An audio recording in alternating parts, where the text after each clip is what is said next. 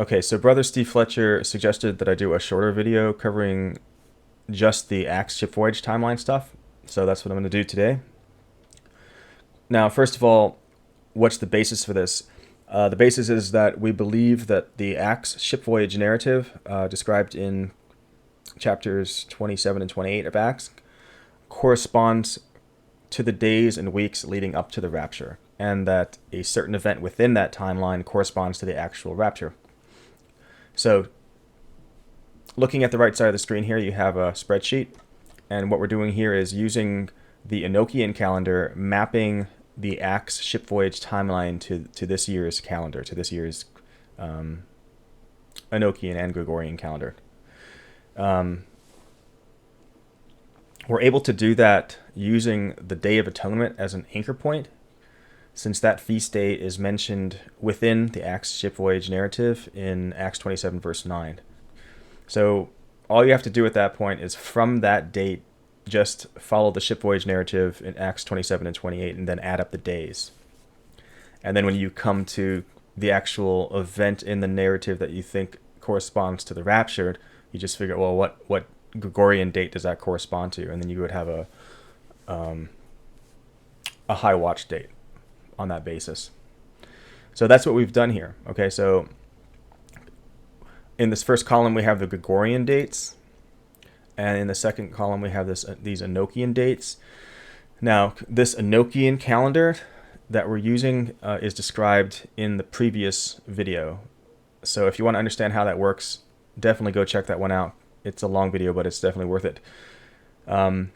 It's the calendar that God seems to be using at the present time, since it perfectly aligns the dates mentioned in the book of Haggai to actual celestial events, such as the September 19th child asteroid Revelation 12 sign and the January 11th eclipse midpoint phenomenon. So if you want to know how that calendar works, like I said, just watch the last video. But those are according to that calendar system, these are the actual dates that correspond to each respective Gregorian date.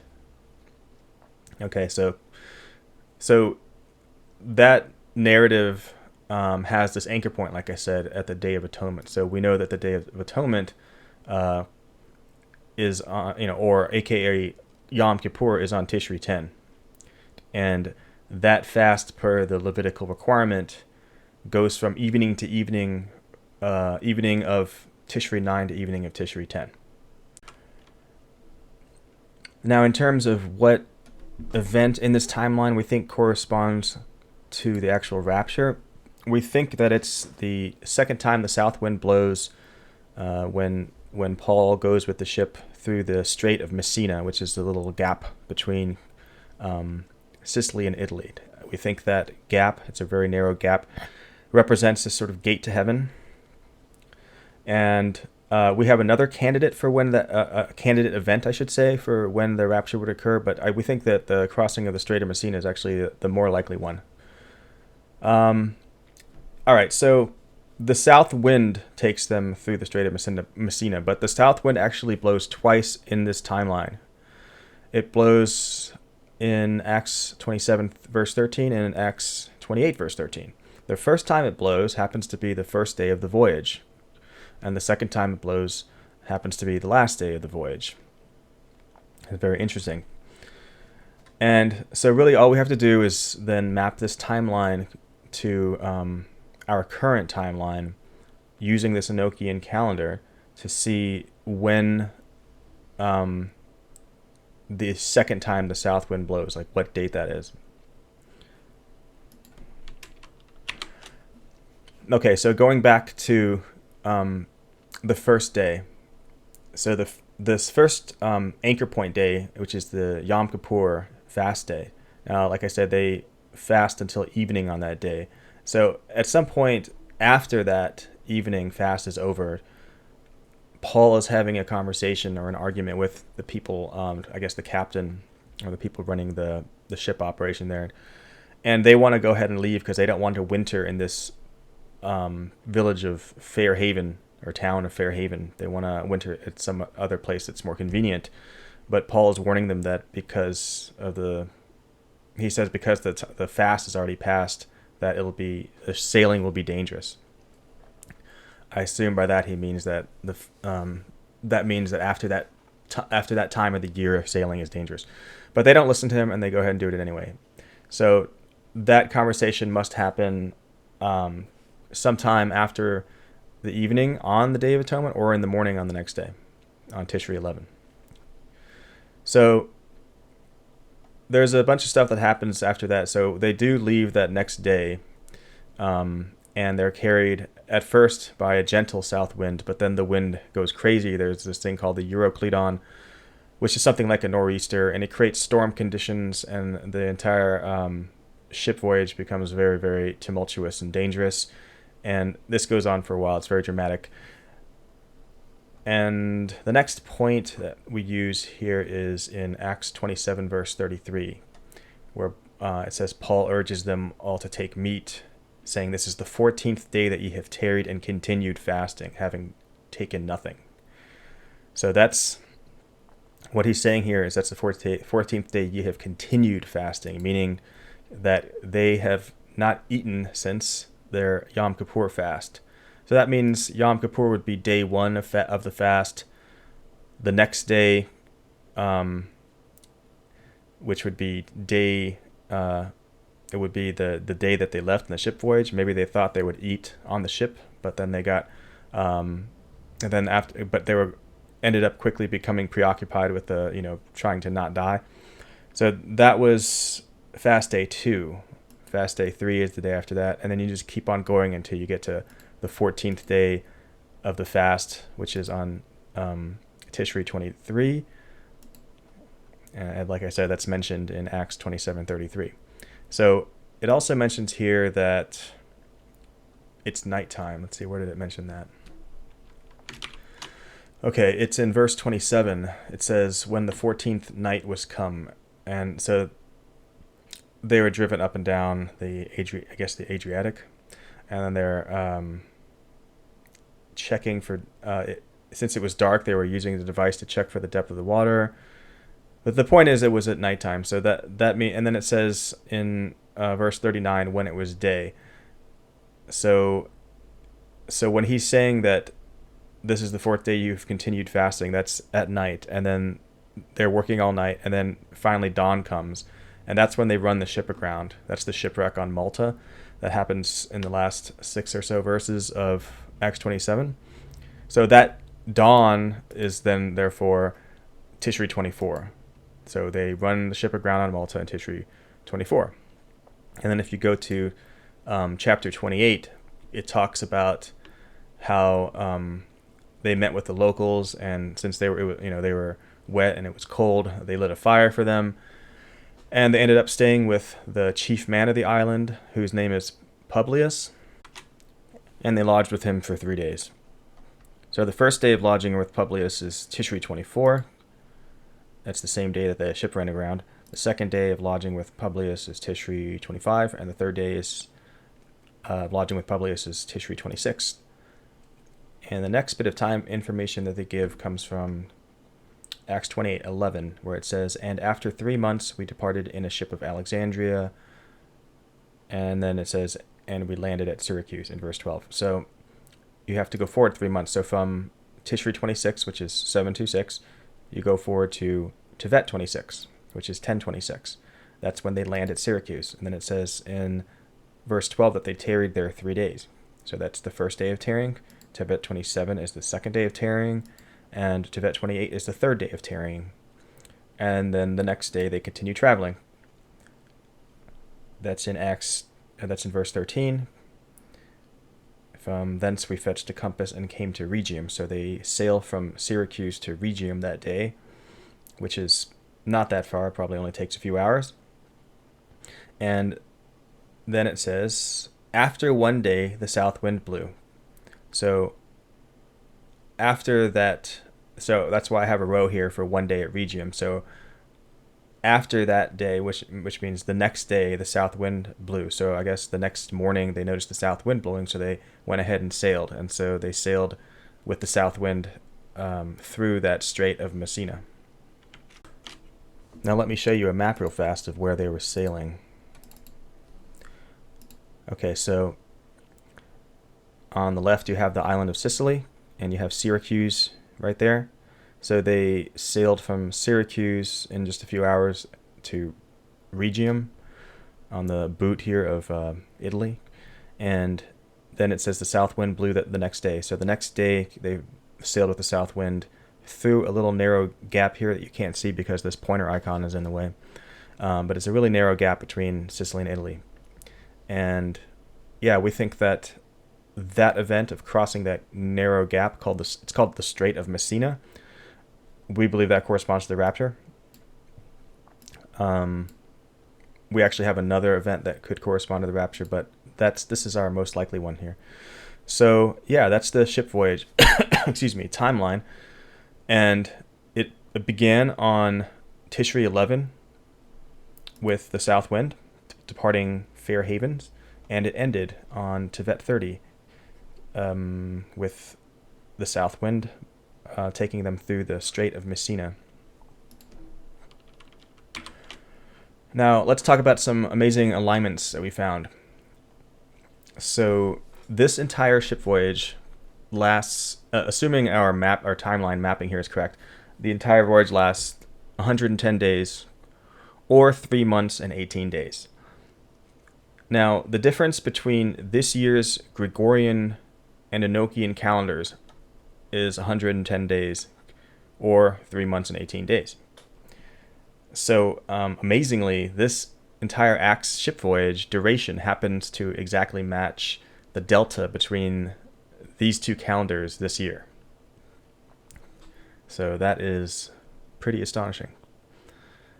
The next thing is that the ship starts the voyage on the 303rd day of the Gregorian year, and then it ends its voyage on the 303rd day of the Enochian year. So that's pretty noteworthy. And both of those dates just happen to be 1030 dates. And what I mean by that is the first date, the date that they left on the voyage, was 1030, in other words, October 30th. It was like 1030 Gregorian. And on the day that the final day of the voyage happens to be 1030 in the sense of Tevet, the 10th month, 30th day. So 1030 Enochian.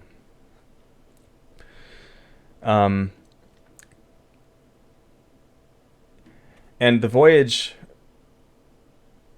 begins with the south wind mentioned in Acts 27:13, and it also ends with the south wind mentioned in Acts 28 verse 13. Both of those cases is verse 13, so that highlights this 13. And that's pretty amazing considering that both of these dates are also dates that reduce to 13, because 1030, if you drop the zeros, reduces to 13. Okay, so that day, the final day of the voyage, Tevet 30, that corresponds to February 17th. And that also happens to be 13% of the year of 2024, which is also amazing. That date is also the exact midpoint between the 276 sign and the second great American eclipse. Now, the 276 sign, in case you don't know what that is, that was a celestial sign that occurred between Christmas and New Year's, marking the end of the church age. I definitely suggest not missing out on that. If you don't know what that is, watch my last video to get an explanation of that. It's explained right at the beginning of the video. Now, this last day of the voyage, February 17th, also happens to be the 17th day of the second month in Gregorian terms, which brings to mind Genesis 7:11, the verse which describes the date that the flood began. And that's also amazing in light of the fact that the date the voyage began was on Tishri 11, which is 7:11. So you've got this voyage beginning on 7:11 and then ending on the Gregorian date of the 17th day of the second month, so to speak, which happens to be referenced in Genesis 7:11. It's a pretty striking parallel there. Okay, and then as I also mentioned, the entire voyage lasted 110 days, or 3 months and 18 days. But the reality is that since month lengths differ in different calendar types, technically it's actually 3 months, 18 days Gregorian, or 3 months, 19 days Enochian, per the Enochian calendar. So that's like a 318 or 9. And Acts 28, verse 13, the verse in which the ship voyage ends, just happens to be the 3189th verse from the end of the Bible, which is a 3189. So that's a pretty amazing coincidence. Okay, and the other thing is that the ship voyage ends on the 303rd day of the Enochian year, which I mentioned right here. And this is also the 48th day of the Gregorian year. Now, if you take 303 plus 48, you get 351, which is a 153 reversed. Now, there's another thing in Haggai. There's another verse in Haggai which may be pointing to Tevet 30. This is in Haggai chapter 2. And verse 16. It says, "Since those days were when one came to a heap of 20 measures, there were but 10. When one came to the press fat for to draw out 50 vessels of the press, there were but 20. So what you've got there is a 20 and a 10 and a 50 and a 20. So if you take 20 minus 10, it gives you 10. And if you take 50 minus 20, you get 30.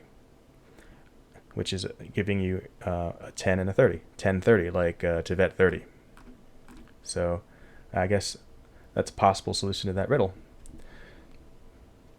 Okay, so there's also a pattern of that I'd like to show you with one of my diagrams. So let me just pull that up real fast.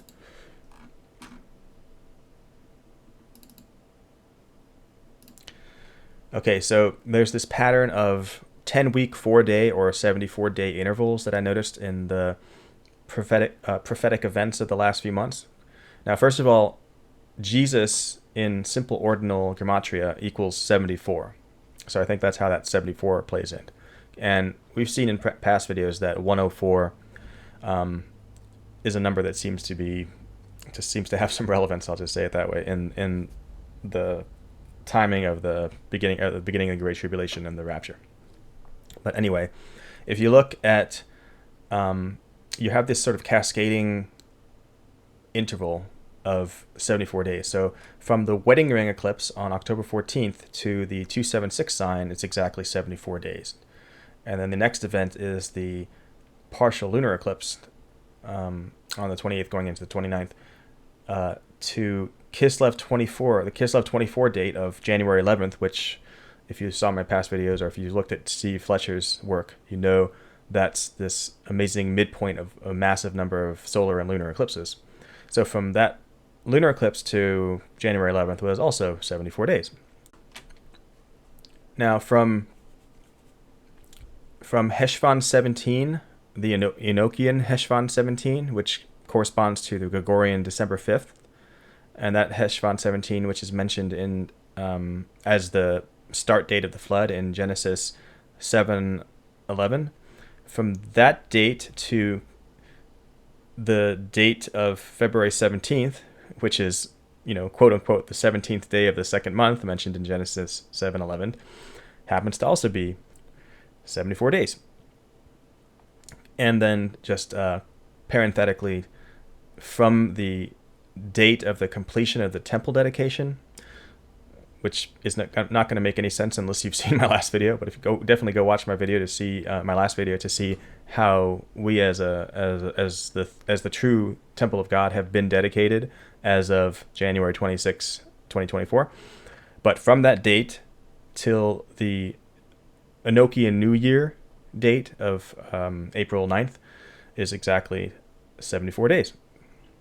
So I thought these are some pretty amazing and noteworthy alignments.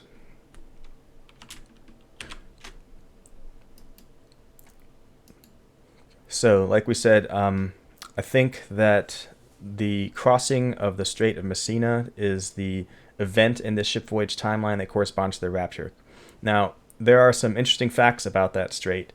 So, first of all, that the name of the city Messina, so it used to be called Zankli or something like that. It was a Greek city until they changed the name to Messina. But the original name Zankel or Zankli means scythe, and they named it that because its natural harbor resembles a scythe, which I think I have a picture of here as well. So yeah, that's well, it's pretty built up now, but the natural harbor resembles a scythe. And of course, the scythe is the tool that you use to reap the harvest. So that's pretty nice parallel going on there. And the crossing of that strait occurs on the Enochian date of Tevet 30, which, as we mentioned, reduces to 13 or 31, depending on how you want to write it. You can say the 30th of Tevet or Tevet 30. Now, not only does that event, the crossing, happen to occur in verse 13 of Acts 28, but the Strait of Messina happens to be 3.1 kilometers at its narrowest point. And the city of Messina happens to be the 13th largest city in Italy. So there's definitely this coincidental prevalence of the number 13 or 31 going on in conjunction with the strait and the crossing of the strait. Okay, so that's mostly it. Now, like I mentioned, we also have another candidate for when the rapture could happen in that ship voyage timeline, because Acts 28 verse 14 mentions tarrying 7 days after they disembark at Puteoli is the name of the town. So it's also possible that we would have to wait those 7 days too. Personally, I think it's probably more likely that the rapture corresponds to the crossing of the Strait of Messina, but I'm not 100% sure, so I'll mention this possibility as well. I thought that was actually a post-rapture thing, and that 7 days of tarrying in Puteoli refers to the 7-year tribulation. But like I said, I'm really not 100% sure. So if we do have to wait 7 more days, that would take us to February 24th, which happens to be the day of the full moon. And the brother who runs the Tabernacle of the Bridegroom channel informed me this morning that full moon is known as a snow moon, or a snow full moon, which is amazing in light of the Book of Jasher, chapter 3, verse 38, which describes the men who were looking for Enoch after he was raptured, but only found snow there. So that could be a nice little hint from God, showing that after we're raptured, there will be this snow full moon. And another interesting aspect of February 24th is that in Haggai 2:23, God states he will take Zerubbabel on that day. So if we can just look at it real fast. He said, "In that day, saith the Lord of hosts, will I take thee, O Zerubbabel, my servant." And that day is referring back to verse 20, where it says, "And again the word of the Lord came unto Haggai in the 24th day of the month, saying." Now, what's very interesting, and this was pointed out to me by brother G44, is that the actual name of the month there is conspicuously omitted, whereas it's not omitted in verse 10, where it actually specifies the 24th day of the 9th month.